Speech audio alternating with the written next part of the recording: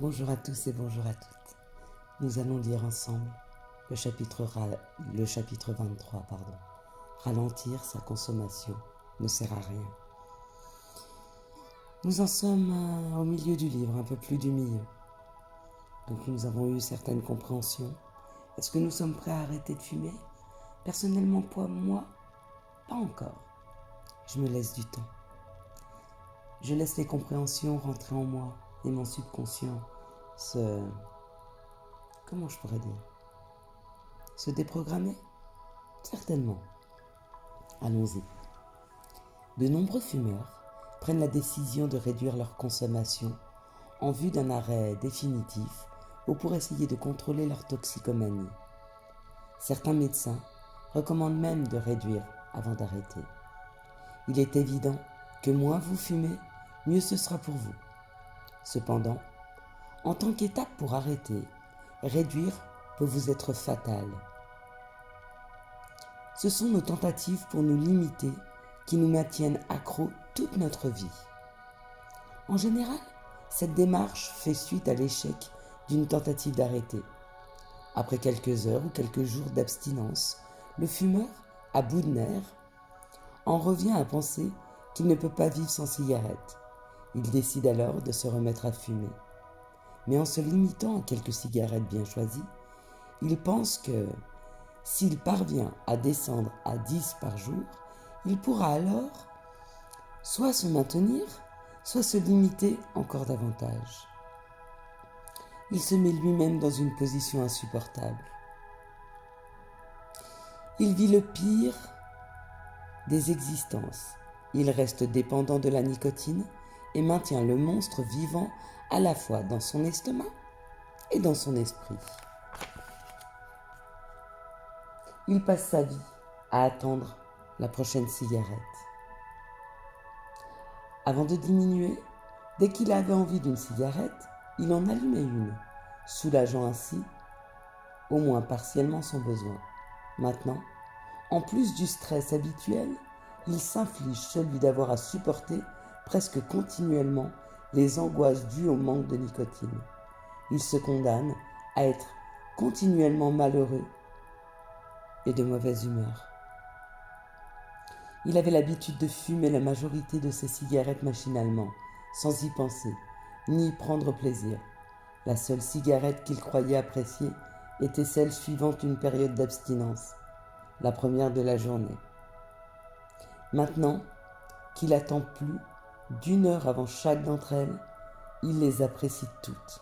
Cependant, le plaisir qu'il prend à les fumer n'est pas dû à la cigarette elle-même, mais à la fin de la période d'agitation causée par le manque physique de la nicotine ou psychologique de la cigarette. Plus la période d'abstinence est longue, plus il apprécie la cigarette qui y met fin.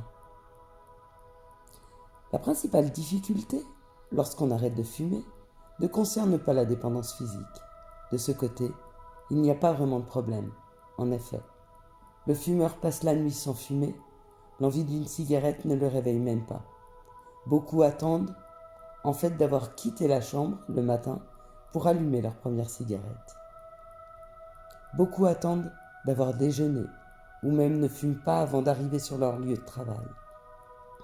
Ainsi, ils passent facilement 10 heures sans une cigarette et cela ne les dérange pas.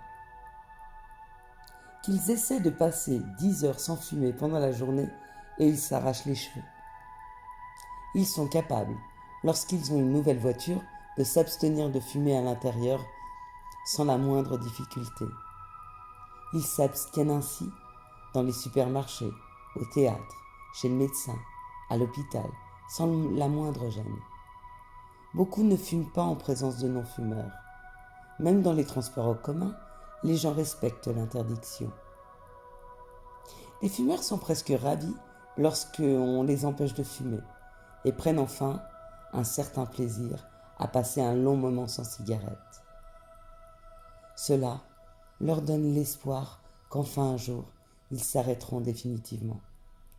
Le vrai problème concerne le lavage de cerveau, l'illusion que la cigarette est une sorte de soutien ou de récompense et que la vie ne sera jamais la même sans elle.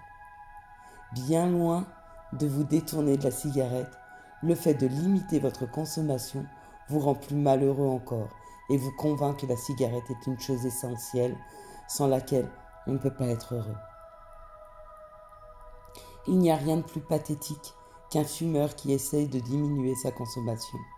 Il a l'illusion que moins il va fumer, moins il aura envie de fumer. En fait, c'est l'inverse. Moins il fume, plus il souffre du manque de nicotine et plus il apprécie les rares cigarettes qu'il s'accorde. Mais cela ne le fera pas arrêter. Ce qui est paradoxal, c'est que plus la cigarette devient rare, plus elles sont mauvais goût.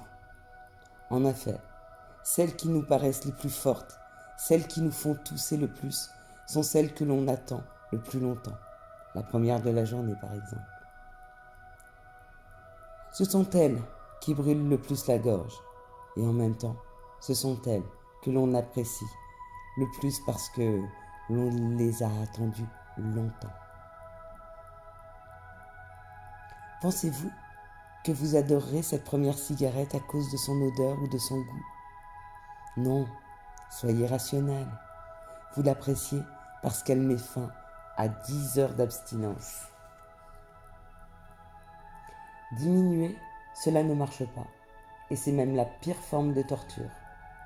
Cela ne marche pas parce que le fumeur croit, à tort, que s'il fume moins, il aura moins envie de fumer. Non. Fumer n'est pas une habitude dont on se sépare progressivement, mais bien la dépendance à l'égard d'une drogue. Cette dépendance amène le fumeur à en vouloir toujours plus, et non l'inverse. S'il veut réduire sa consommation, le fumeur doit faire preuve de volonté et de discipline tout le reste de sa vie. On l'a vu, le problème principal, lorsqu'on le veut arrêter, n'est pas la dépendance physique à la nicotine. Le vrai problème est la fausse croyance que la cigarette vous donne du plaisir. Cette fausse croyance est d'abord développée par le lavage de cerveau que nous subissons avant même de commencer à fumer. Puis, elle est renforcée par notre propre expérience de la cigarette. En réduisant nettement sa consommation, le fumeur renforce cette illusion au point que la cigarette en vient à dominer complètement sa vie. Il finit alors par se convaincre qu'il s'agit bien de la chose la plus précieuse sur cette terre.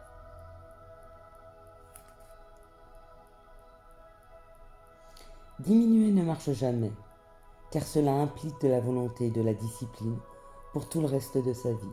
Si vous n'avez pas eu assez de volonté pour arrêter, vous n'en aurez certainement pas assez pour réduire. Arrêter est bien plus facile et moins douloureux.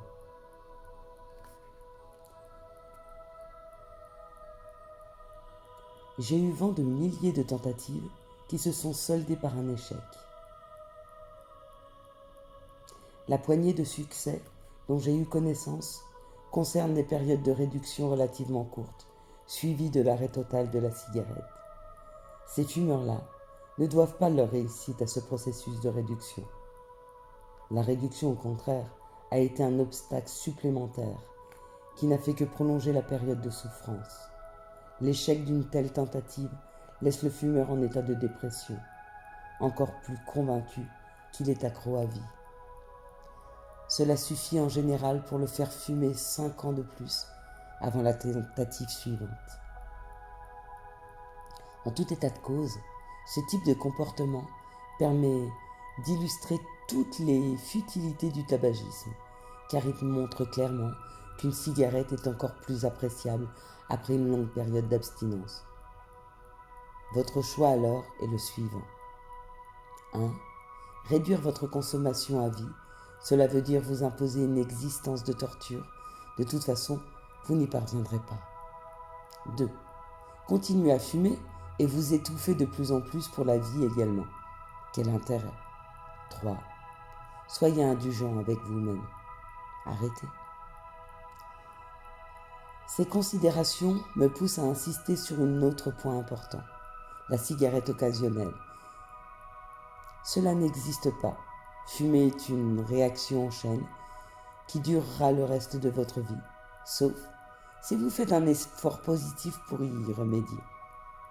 N'oubliez pas, en essayant de réduire votre consommation de cigarettes, vous vous enfoncez encore plus dans la dépendance. Voilà, nous avons fini le chapitre 23. Je vous souhaite à tous et à tous une magnifique journée.